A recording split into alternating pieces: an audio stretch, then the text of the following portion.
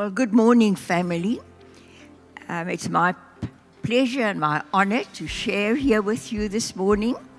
Now, we haven't been in the book of Philippians for, I think, two or three Sundays, but we're going back there again. And today our scripture is Philippians chapter 3, and we are going to read the first 11 verses. The scripture should come up there. It says, "Finally, my brothers, rejoice in the Lord. To write the same things to you is no trouble to me and is safe for you. Look out for the dogs. Look out for the evildoers. Look out for those who mutilate the flesh.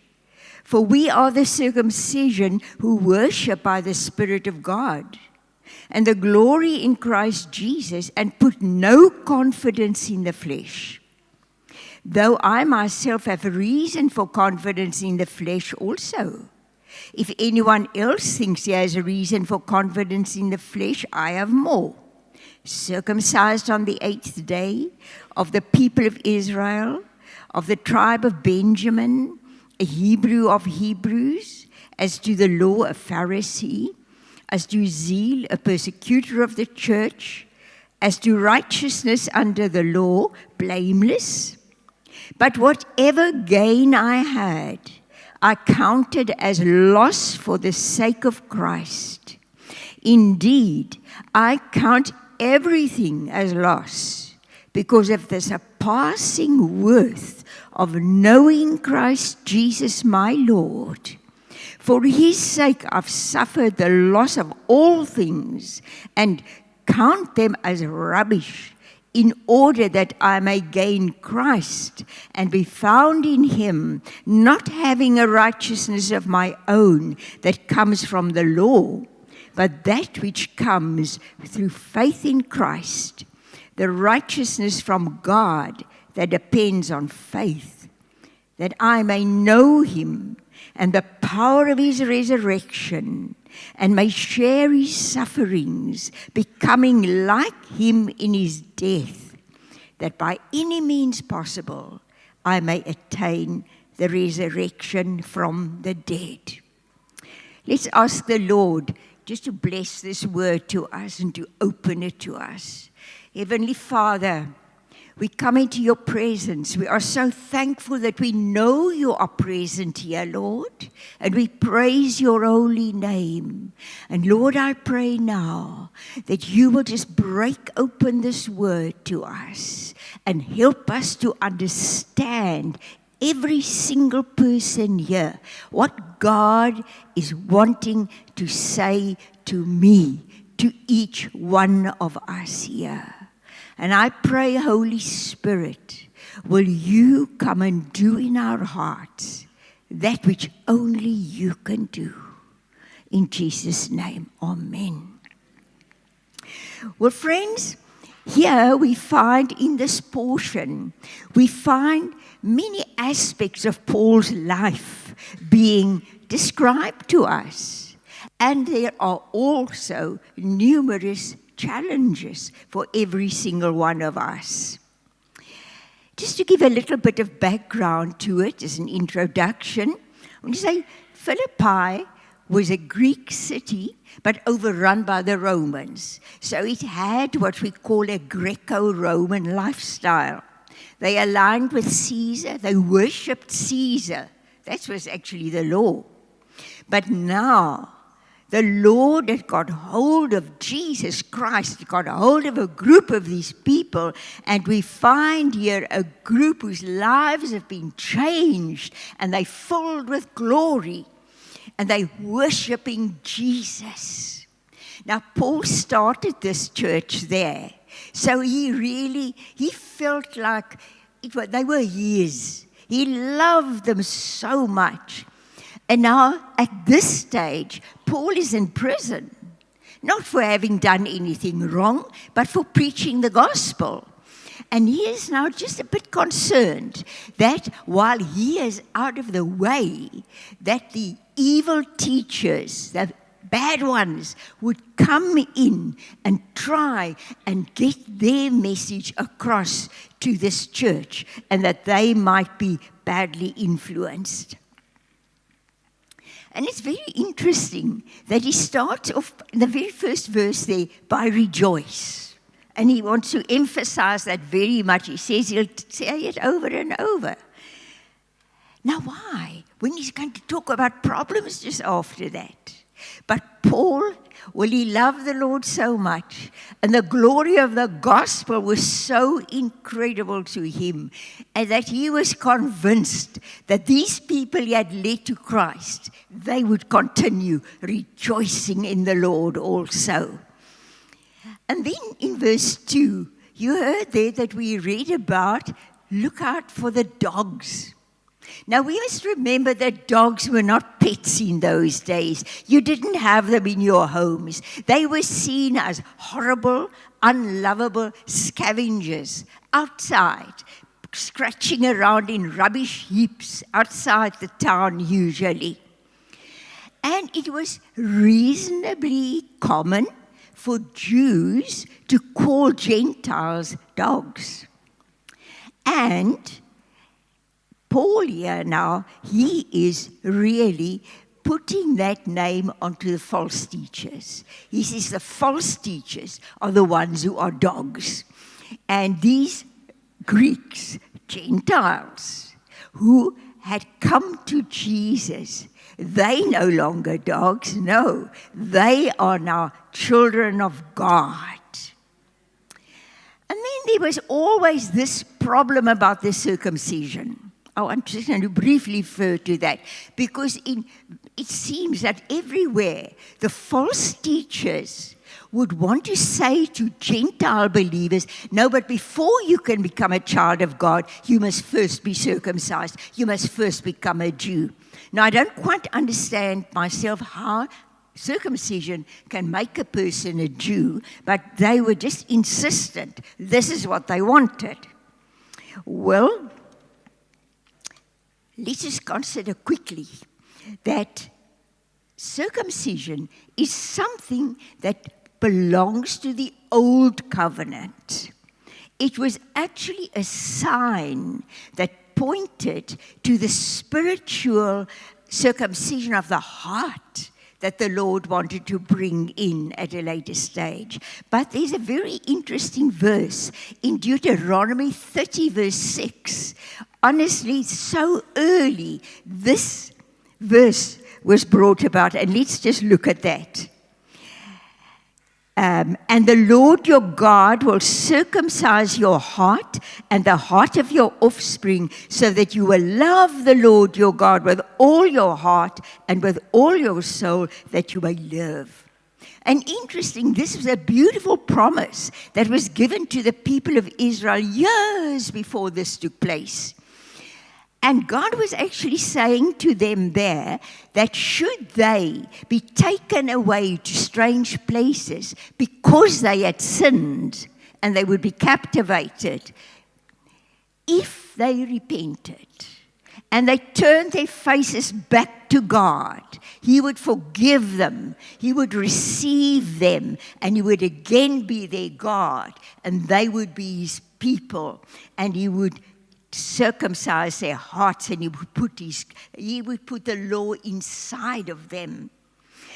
And then let's just look at what the New Testament says in Romans 2, verse 29. But a Jew is one inwardly, and circumcision is a matter of the heart, by the Spirit, not by the letter. Now, Jesus brought in the new covenant, and because of that, no Gentile needs to be circumcised if he comes to Jesus. It's only faith and trust in Jesus Christ. That's all that's required. Aren't you thrilled about that? Isn't that wonderful? Praise God for His goodness and His wonderful love and all that He does for us. Now, let's get to more serious things here. Paul talks about what has real value? What has real great value? He makes it very clear that he himself, at an earlier stage in his life, had done every single thing that was necessary to satisfy the law. And he actually told Timothy, he said it was because of ignorance. But now, these things that had been so precious, now they mean nothing to him anymore. His circumcision, the fact that he's an Israelite, that his parents were Hebrews, that he came from the tribe of Benjamin, that was regarded as an important tribe, and one also from which the first king was chosen, and being so zealous and so obedient, he learned. Oh, sorry.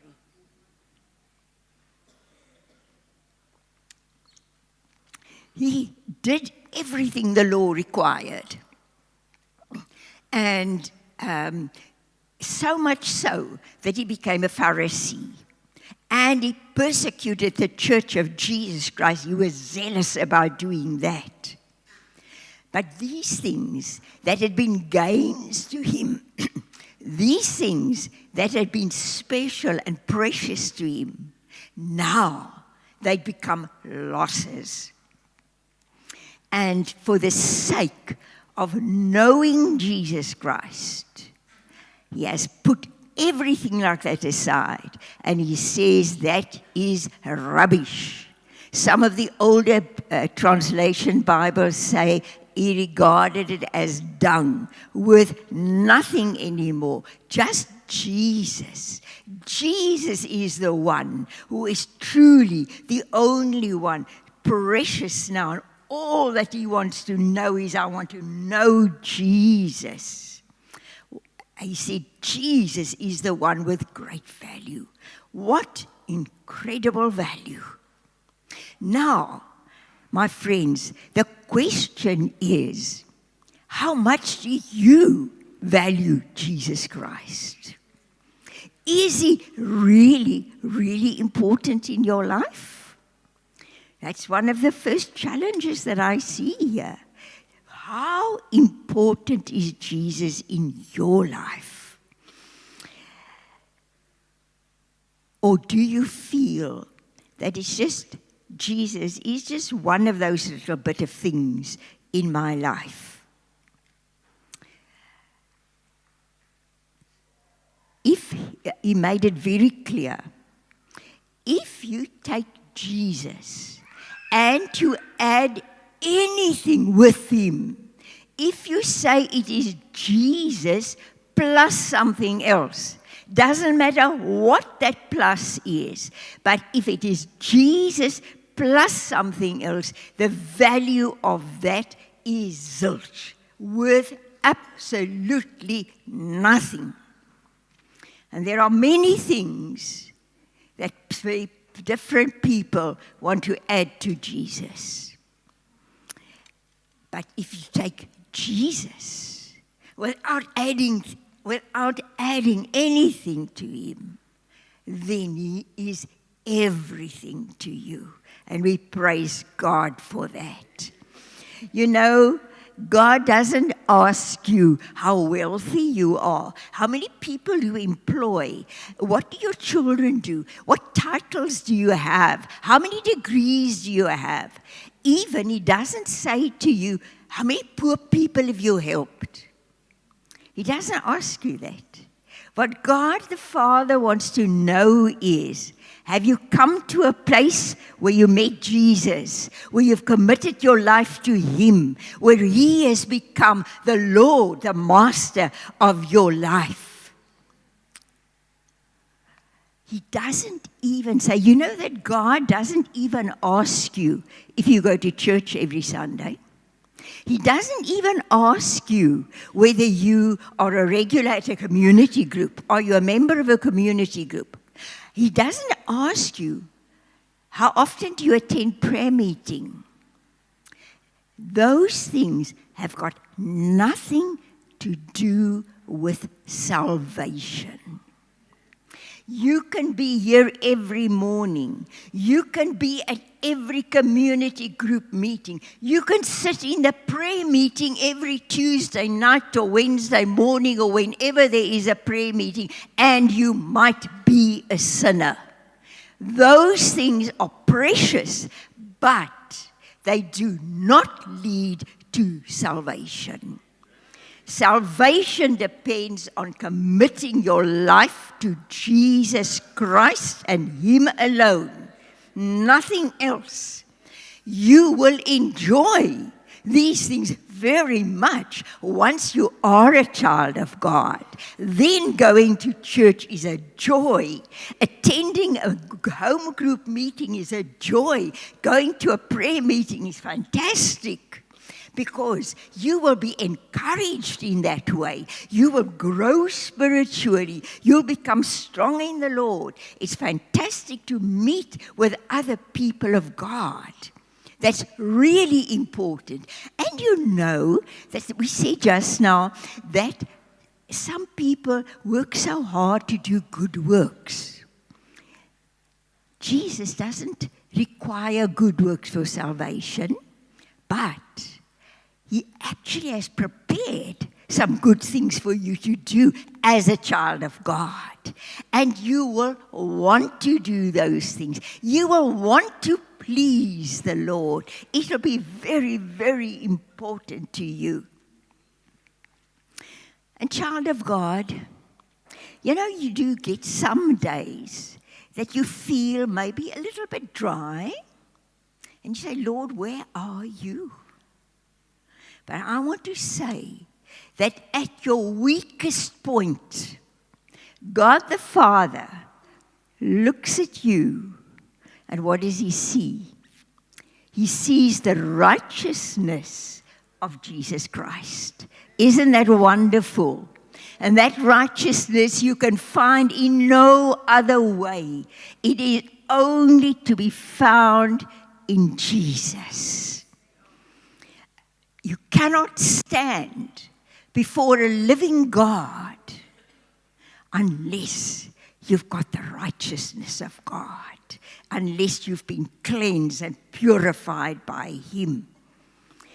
In Galatians 2, verses 15 and 16, we read there, is now Paul writing to the church in Galatians, speaking to them, and he says, we ourselves are Jews by birth and not Gentile sinners, yet we know that a person is not justified by works of the law, but through faith in Jesus Christ.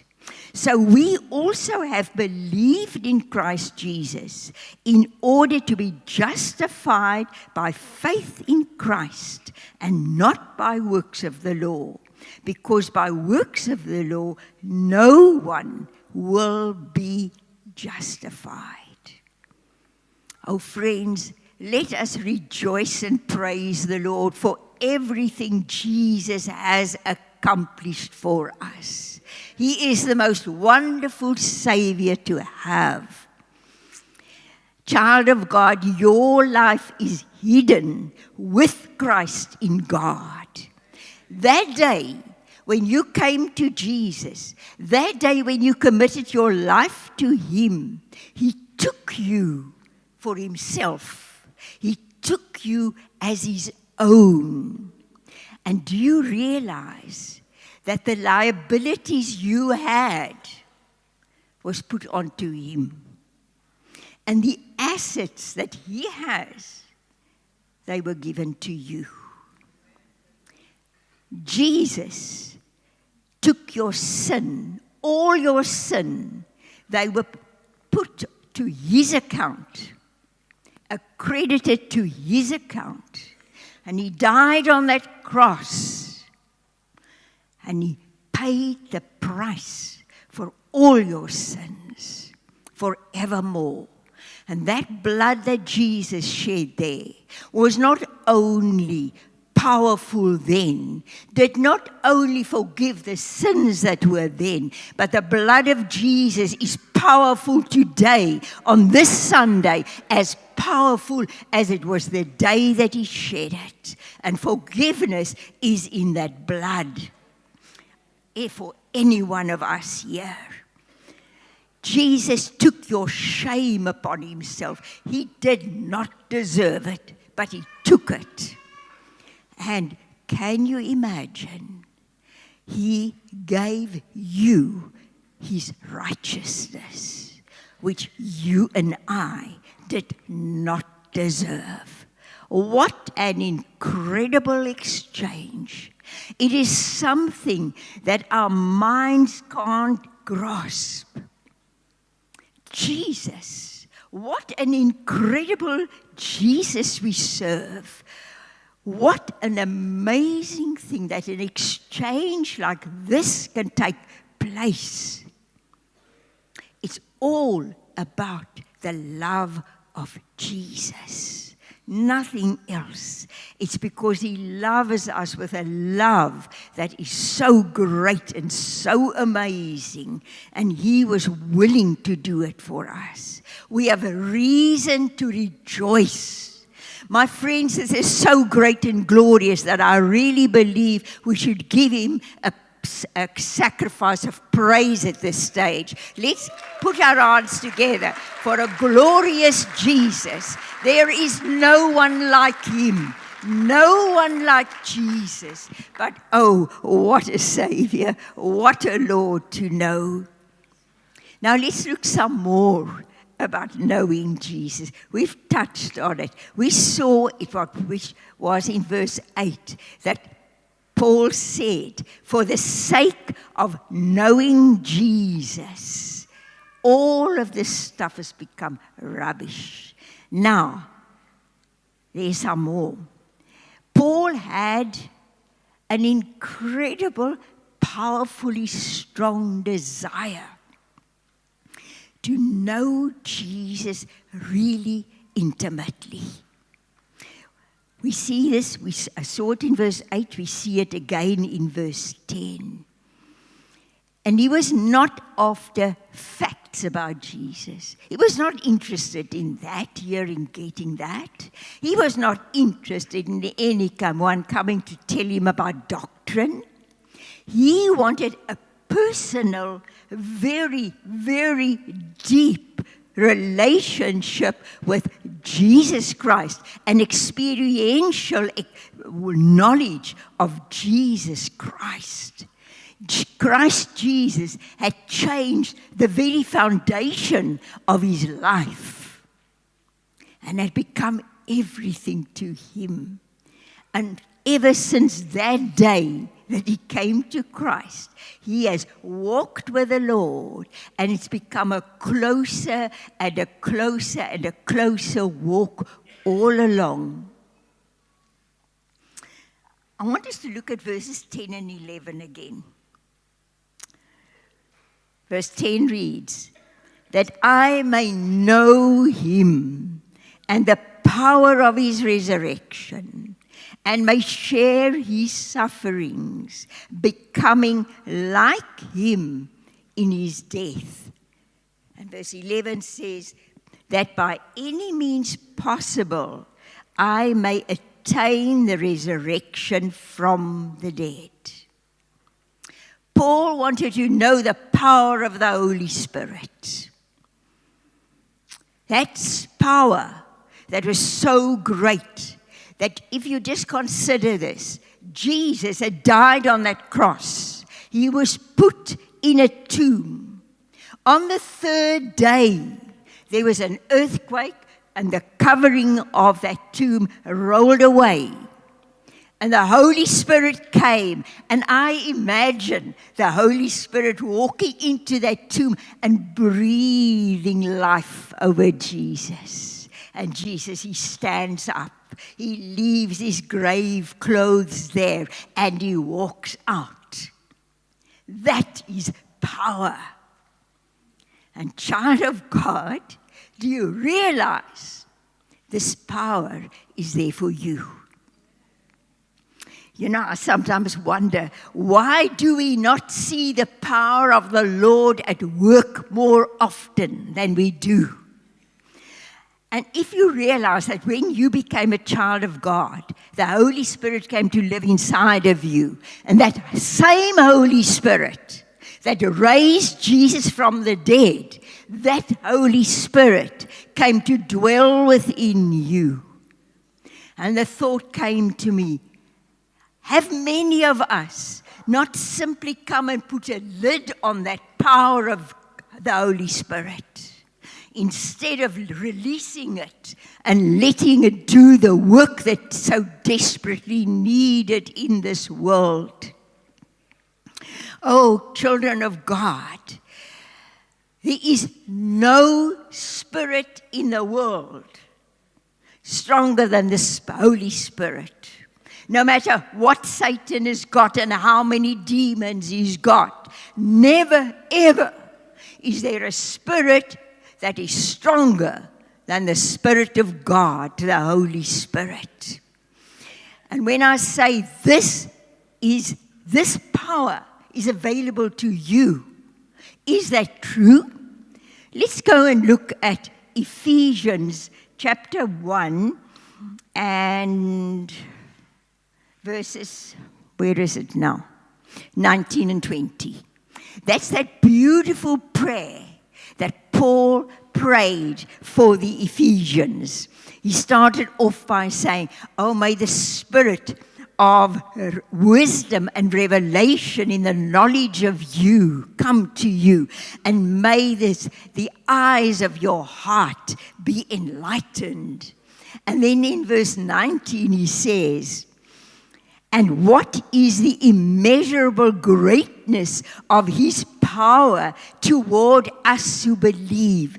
Some translations there say, in us who believe, according to the working of his great might that he worked in Christ when he raised him from the dead and seated him at his right hand in the heavenly places, far above all rule and authority and power and dominion, and above every name that is named, not only in this age, but also in the one to come. This is the power of the Holy Spirit available to the child of God. And not only do we receive a spiritual resurrection, but God has even prepared physical resurrection for us one day. We're not there yet. Those of us who are still here, we're not there yet, but it's coming. Isn't that glorious? I wonder how many of you are excited for Jesus to come and take you home. I won't ask you to raise your hands, but really, you know, I know when you are young, you think life will carry on forever. But I can assure you, when you get older, and when you get to my age, you are thinking of that wonderful day and how glorious it will be. Let's look at Romans 8, verse 11.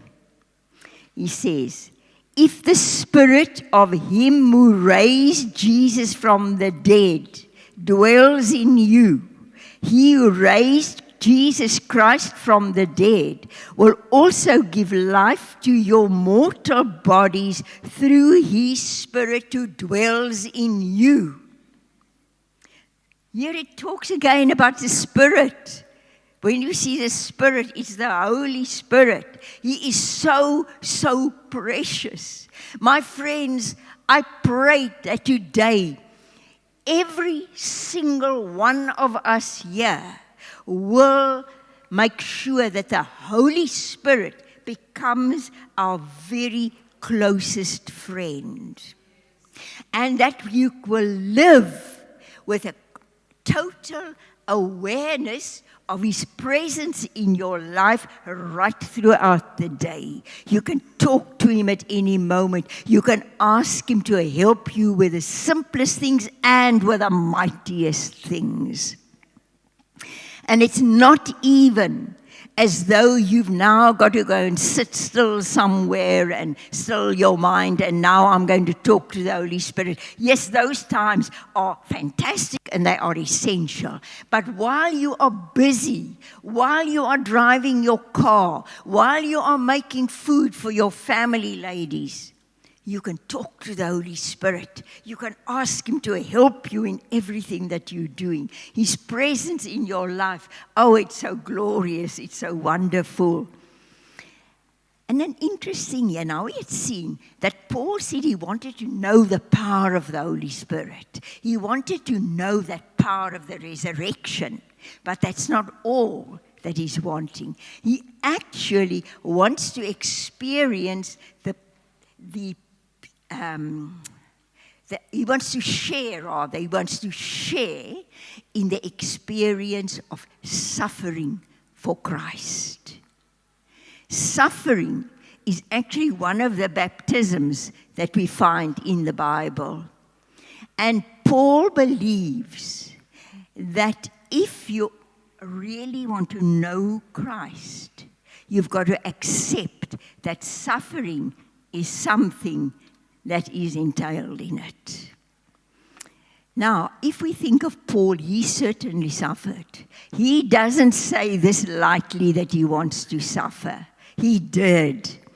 He was ready to die in an effort to reach a sinner.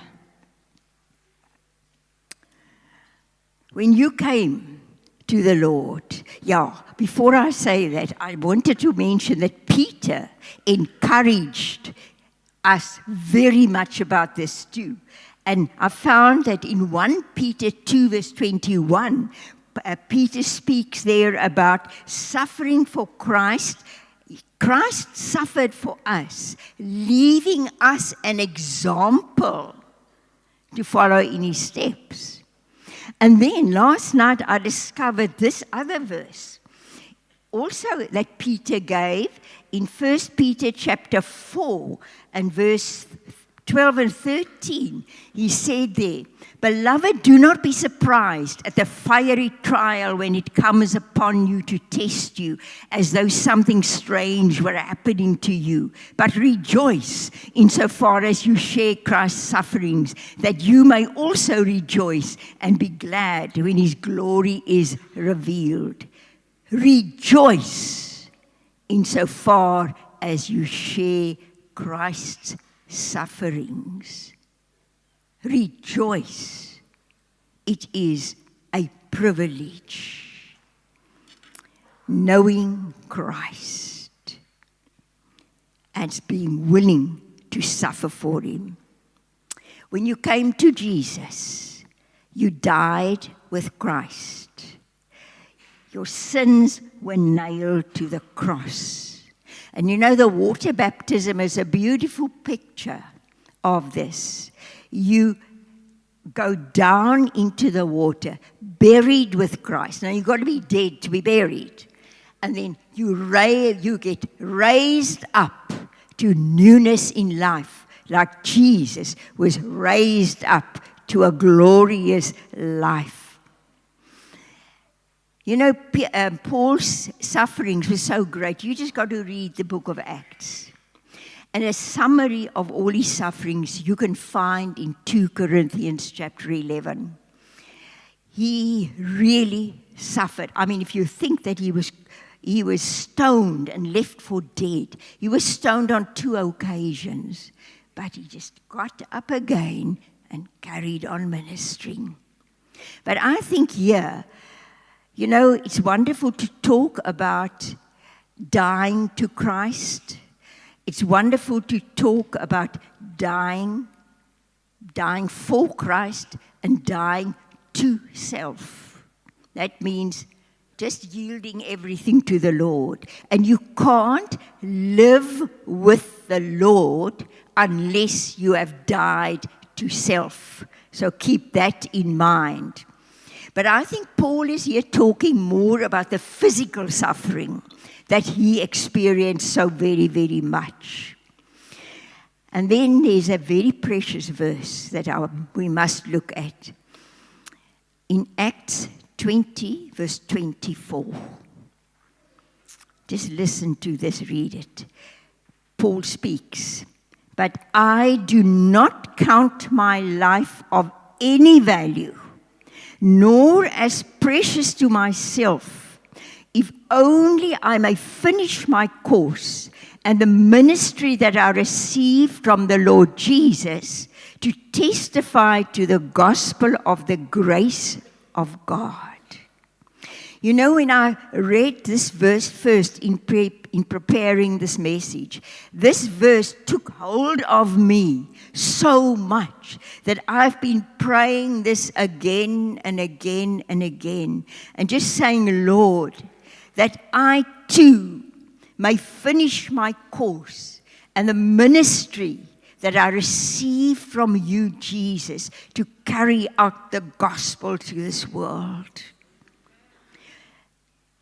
I always tell the Lord, please, let me finish everything you've planned for me before you take me home.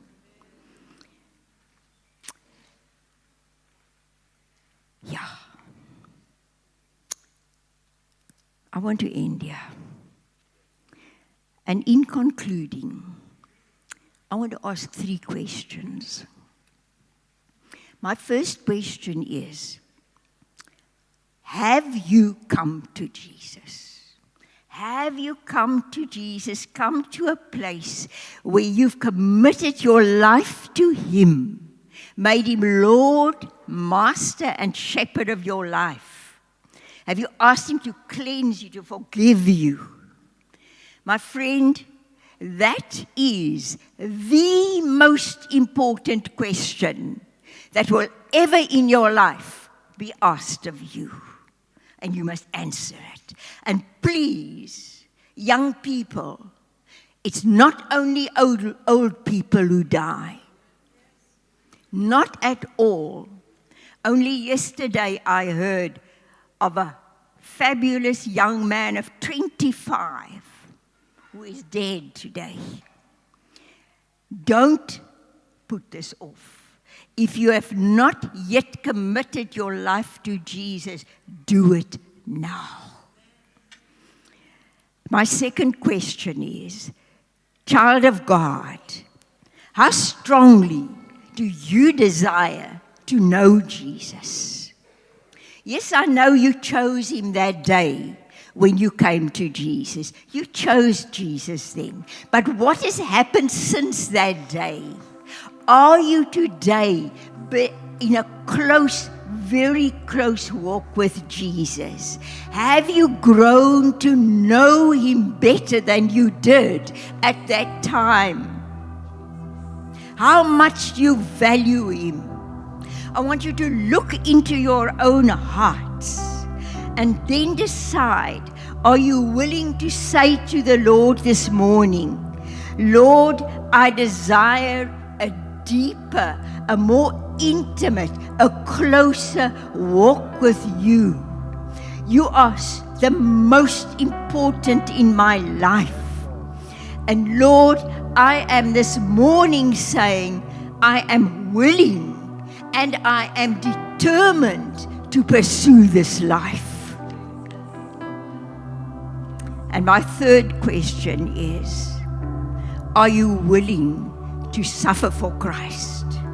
Are you willing to die for Jesus Christ? All over the world, in various countries, there are today people being killed because they will not deny Jesus. Where do you stand? If somebody walks in here now with a gun and he says, I'm going to shoot everybody who doesn't deny Jesus, what will you do? And are you willing to say, Lord, whatever you want, wherever, whatever you say, I will do, no matter what the cost may be.